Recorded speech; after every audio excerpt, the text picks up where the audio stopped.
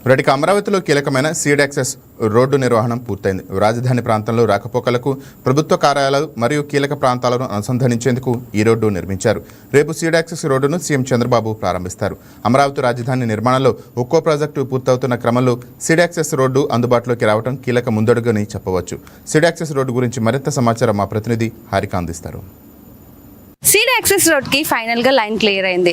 రేపు స్వయంగా సీఎం చంద్రబాబు చేతుల మీదుగా ఇక్కడ సీడ్ యాక్సెస్ రోడ్ అనేది ఓపెన్ చేయడం జరుగుతుంది. అండ్ ఆ సీడ్ యాక్సెస్ మాత్రమే కాకుండా ఎమ్మెల్యే ఎమ్మెల్సీ క్వార్టర్స్ కూడా రెండు కలిపి ఒకేసారి ఓపెన్ చేసి ఇక్కడ శిలా ఫలకాన్ని కూడా ప్రారంభించడం జరుగుతుంది. అయితే ఈ సీడ్ యాక్సెస్ అనేది అమరావతికి ఒక కీలక రవాణా సంబంధించి ఒక కీలకంగా మారబోతోంది. ఇంతకు ముందు చూసినట్లయితే ఉండవల్లి మీదుగా వెళ్లాల్సి వచ్చేది. దీంతో ట్రాఫిక్ చాలా ఇబ్బంది అయ్యేది. సో ఈ సీడ్ యాక్సెస్ రోడ్డుకి అలాగే స్టీల్ బ్రిడ్జ్ అనుసంధానం చేయడం ద్వారా చాలా మటుకు ట్రాఫిక్ క్లియర్ చేయొచ్చు అని కూడా ఇక్కడ అధికారులు చెప్తున్నారు. దీని గురించి మరింత సమాచారం రేపటి ఏర్పాట్లు ఎట్లా ఉన్నాయి అనేది ఇక్కడ మేనేజర్ మనతో ఉన్నారు, ఆయన అడిగి తెలుసుకుందాం. సార్ చెప్పండి సార్ ఇక్కడ ఏర్పాట్లు ఎట్లా జరుగుతున్నాయి, రేపు సీఎం ఏ టైంకి వస్తారు, ఇక్కడ ఈ రోడ్ గురించి ఒకసారి ఎక్స్ప్లెయిన్ చేయండి. ఈ ఎన్సీసీ తరపు నుండి మేము ఈ యొక్క వర్క్ టేకప్ చేసాము. ఎన్సీసీ కంపెనీ నుండి ఈ యొక్క సీడ్ యాక్సెస్ రోడ్ వచ్చేసి లెంత్ 111 మీటర్లు, విడ్త్ వచ్చేసి 18 మీటర్లు, 4 వెహికల్స్ పాస్ అయ్యే విధంగా ఈ యొక్క స్టీల్ బ్రిడ్జ్ని నిర్మాణం చేయడం జరిగింది.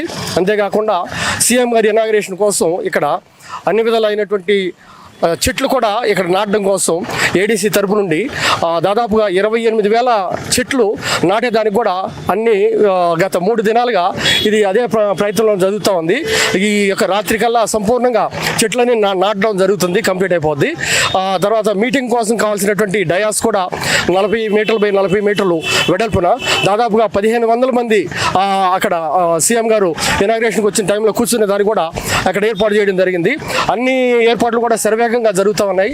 అధికారులు కానీ ఏడీసీ తరపు నుంచి కానీ ఎన్సీసీ తరపు నుంచి దాదాపుగా మా యొక్క టీం అంతా కూడా రాత్రి పగలు కూడా డే అండ్ నైట్ వర్క్ చేస్తూ ఈ యొక్క కంప్లీట్ రోడ్ అంతటిని కూడా ఈరోజు పూర్తిగా సీఎం గారు ఓపెన్ చేస్తే ఇక్కడ నుంచి దాదాపు 0 వరకు కూడా వెళ్ళిపోయేటట్టుగా రోడ్ అంతా కూడా సంపూర్ణంగా రెడీ చేస్తూ ఉన్నాం. ఆ యొక్క ఏర్పాట్లన్నీ కూడా సర్వేగంగా జరుగుతూ ఉన్నాయి. ఇలా ఈ స్టీల్ బ్రిడ్జ్ ఇంకా 2 కట్టారు కదా, పూర్తి స్థాయిలో అయిపోయింది. సో దీని ద్వారా ట్రాఫిక్ ఎంతవరకు కంట్రోల్ చేసే అవకాశం ఉంటుంది? ఈ యొక్క స్టీల్ బ్రిడ్జి దీనికి తర్వాత మేజర్ బ్రిడ్జ్ కూడా కట్టడం జరిగింది. మేజర్ బ్రిడ్జ్ కూడా కంప్లీట్ అయిపోయింది. చిన్న వర్క్లు, పెయింటింగ్ వర్క్లు జరుగుతూ ఉన్నాయి.